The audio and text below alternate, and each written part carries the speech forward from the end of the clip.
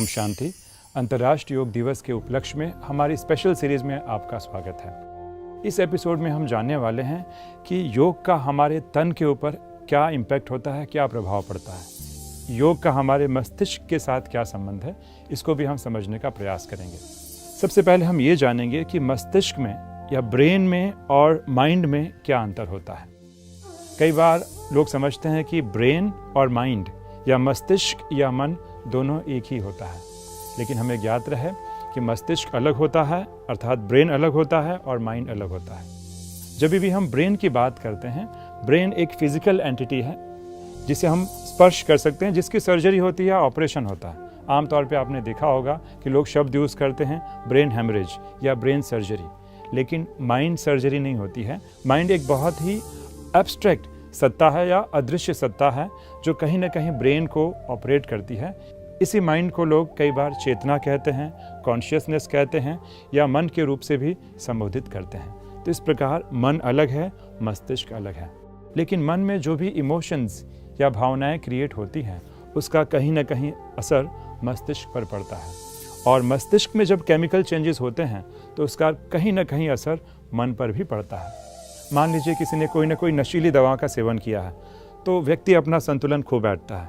इसमें कहीं ना कहीं उन नशीले पदार्थों का असर ब्रेन पे होता है और ब्रेन कहीं ना कहीं चेतना या कॉन्शियसनेस को प्रभावित करता है और इस प्रकार व्यक्ति अपना संतुलन खो बैठता है।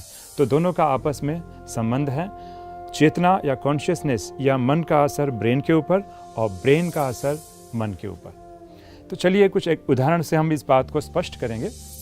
आमतौर पर हम देखते हैं कि कभी भी हमारे सामने कोई स्ट्रेसफुल सिचुएशन हो जाती है।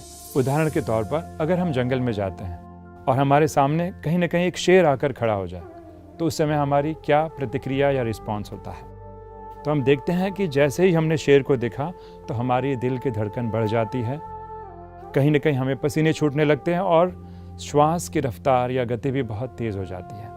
ऐसा क्यों होता है, इसके पीछे कहीं ना कहीं एक साइंटिफिक या वैज्ञानिक रीज़न या कारण है। तो जब भी कोई ऐसी घटना घटती है तो उसका मैसेज कहीं ना कहीं हाइपोथैलेमस को जाता है और हाइपोथैलेमस अपना मैसेज पीयूष ग्रंथि या पिट्यूटरी ग्लैंड को भेजता है। और पिट्यूटरी ग्लैंड्स दो प्रकार के हार्मोन्स को सिक्रीट करती है, ब्रेन केमिकल्स को सिक्रीट करती है। इसमें एक का नाम है एड्रेनालिन और दूसरे का नाम है कॉर्टिसोल। भले ये टेक्निकल टर्म्स हैं, लेकिन इसके होने वाले असर बड़े ही प्रभावशाली हैं जिसको हम समझने का प्रयास करेंगे। तो जब भी घटना के कारण कहीं ना कहीं माइंड का इम्पैक्ट ब्रेन पे होता है और ब्रेन कहीं ना कहीं पीयूष ग्रंथि को स्टिमुलेट करता है, जिसके कारण एड्रेनालिन हार्मोन सिक्रीट होता है। और एड्रेनालिन सिक्रीट होते ही कहीं ना कहीं हमारे हार्ट बीट्स बढ़ जाते हैं, हमारा रिस्पिरेशन या श्वासन गति जो होती है बहुत ही फास्ट हो जाती है और पूरा का पूरा ब्लड सर्कुलेशन जो है हाथ और पैरों की तरफ संचारित होने लगता है। क्यों? क्योंकि शरीर कहीं ना कहीं खतरे का सामना करने के लिए हाथ और पैरों में शक्ति भर रहा है ताकि सामने वाले शेर से मैं लड़ सकूं या कहीं ना कहीं मैं भाग सकूं। इसलिए शरीर की कहीं ना कहीं तैयारी जो है ये इस प्रकार से होती है। तो ये स्ट्रेस के कारण दिख रहे हैं किस प्रकार ये हार्मोन सिक्रीट होता है। ये हमारी आत्मरक्षा के लिए होता है। इस प्रक्रिया को हम कई बार स्ट्रेस रिस्पॉन्स या फाइट और फ्लाइट मोड के नाम से भी जानते हैं। उसी प्रकार ये तो हुई एक एड्रेनालिन हार्मोन की बात। दूसरी ओर ब्रेन कहीं ना कहीं कॉर्टिसोल हार्मोन को भी सिक्रीट करता है। ये हार्मोन्स क्या करता है कि ब्लड में शुगर की मात्रा को धीरे धीरे बढ़ा देता है। क्यों? क्योंकि हाथ और पैर को कहीं ना कहीं ऊर्जा चाहिए फाइट करने के लिए या भागने के लिए। तो जब ऐसी प्रक्रिया होती है तो इस प्रक्रिया में एड्रेनालिन हमारे डाइजेस्टिव सिस्टम को स्टॉप कर देता है। और डाइजेस्टिव सिस्टम ही नहीं, पाचन क्रिया ही नहीं, लेकिन हमारे इम्यून सिस्टम को भी कहीं ना कहीं वह स्टॉप कर देता है। क्यों? क्योंकि उस समय खतरे से हमारी रक्षा के लिए डाइजेस्टिव प्रोसेस की ज़रूरत नहीं है। तो ये तो आम प्रक्रिया होती है ताकि हम खतरे से अपने आप को बचा सके। बॉडी का एक मैकेनिज्म है। लेकिन आश्चर्य तब होता है जब भी हम स्ट्रेस या एंजाइटी में रहते हैं तो ब्रेन खतरे, रियल खतरा और इमेजिन खतरे, काल्पनिक खतरे के बीच में अंतर को समझ नहीं पाता है और उसको लगता है कि अभी कहीं ना कहीं खतरा बना हुआ है। तो जब ऐसी प्रक्रिया होती है तभी भी ब्रेन ये 2 टाइप्स के हार्मोन सिक्रीट करता है, जिसका हमारे शरीर पर बहुत ही दुष्परिणाम होता है। एग्जाम्पल के तौर पे आप जानते हैं, जैसे मैंने बताया कि एड्रेनलिन सिक्रीट होता है और कॉर्टिसोल सिक्रीट होता है, और कॉर्टिसोल क्या करता है, हमारे डाइजेस्टिव सिस्टम को उस समय शट डाउन कर देता है या बंद कर देता है। और इसीलिए आपने देखा होगा कि कई बार जब हम डर जाते हैं तो पेट में कुछ ना कुछ ऐसी हलचल शुरू हो जाती है। अब इससे आगे चलकर हमारी पाचन क्रिया की बहुत सारी समस्याएं शुरू हो जाती हैं। इतना ही नहीं, ये इम्यून सिस्टम को भी बंद कर देता है, जिसके कारण बहुत सारे ऑटो इम्यून डिजीज़ आजकल फैल रहे हैं। ऑटो इम्यून की बहुत सारी, स्किन की बहुत सारी प्रॉब्लम्स हमारी बढ़ रही हैं। तो ये हुआ स्ट्रेस रिस्पॉन्स प्रक्रिया।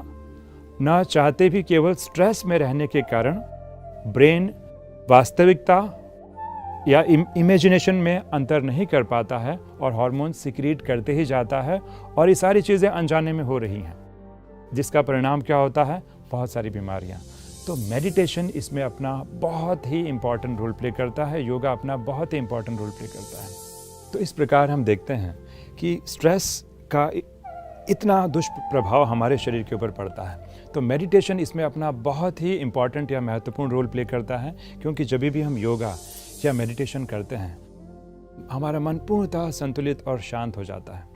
और क्योंकि मन शांति की अवस्था में है, इसीलिए कॉर्टिसोल की मात्रा भी बहुत कम मात्रा में सिक्रीट होती है और बॉडी का संतुलन बिल्कुल ही बना रहता है।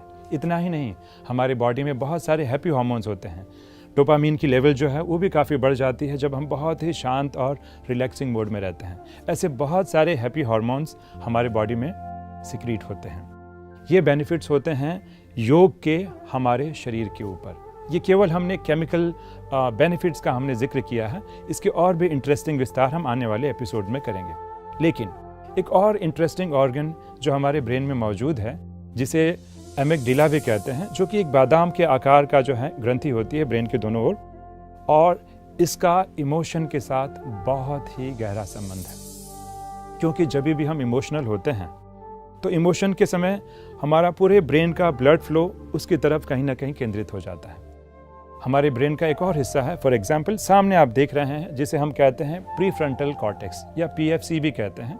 तो कोई भी एग्जीक्यूटिव वाले जो डिसीजन होते हैं, जैसे डिसीजन मेकिंग, थिंकिंग या क्रिएटिविटी प्रोसेस, तो जो हमारी थिंकिंग की जो प्रोसेस होती है, ये प्रीफ्रंटल कॉर्टेक्स ही मैनेज करता है। आपने देखा होगा जब भी हम कुछ सहज सोचते हैं तो हमारा हाथ कहीं ना कहीं इसी की तरफ रहता है, इशारा करता है। तो जैसे ही कोई भी हम भावनात्मक स्टेट में रहते हैं तो हमारा ब्लड फ्लो प्रीफ्रंटल कॉर्टेक्स से हटकर कहीं ना कहीं उसका प्रभाव या बहाव एमिगडाला की तरफ हो जाता है। अब ऐसे सिचुएशन में व्यक्ति कभी भी कोई निर्णय नहीं ले पाता है। तो आपने देखा होगा जब भी हम भावनात्मक अवस्था में रहते हैं तो इमोशन का लेवल बहुत ही हाई होता है। उस समय हमारा लॉजिकल ब्रेन काम नहीं करता है और हम काफ़ी सेंसिटिव हो जाते हैं, और लोग पता नहीं क्या क्या शब्द बोलने लगते हैं जिसे हमें माइंड नहीं करना चाहिए। तो आपने देखा कि ब्लड का प्रभाव कैसे प्रीफ्रंटल कॉर्टेक्स से हटकर एमिगडाला की तरफ चला गया, और ऐसे पाया गया है कि जो लोग लंबे टाइम तक स्ट्रेस में रहते हैं उनके एमिगडाला का आकार बढ़ जाता है। ऐसे रिसर्च बहुत सारे प्रयोग हुए हैं और सब प्रयोग ने ये देखा है कि जो लोग काफ़ी सेंसिटिव होते हैं, इमोशनल होते हैं, जिनमें काफ़ी प्रकार का फियर और एंजाइटी रहता है, उसमें एमिगडाला बड़ा होता है। लेकिन जो लोग मेडिटेशन करते हैं, ध्यान करते हैं, अपने मन की शांति और संतुलन को बनाए रखते हैं, उनके एमिगडाला का साइज बहुत ही छोटा होता है। तो इस प्रकार आप देख रहे हैं कि हमारे ब्रेन के ऊपर योग का क्या प्रभाव पड़ रहा है और कितना ये महत्वपूर्ण है हैप्पी हार्मोन सिक्रीट करने के लिए, और वो हार्मोन्स जो कहीं ना कहीं शरीर को नुकसान पहुंचा सकते हैं अगर उनकी मात्रा एक्सेस हो जाती है, उसको संतुलित बनाए रखने के लिए भी मन की शांति और मेडिटेशन का बहुत ही महत्वपूर्ण रोल है। तो इस प्रकार आप हमारी श्रृंखला में बने रहिए।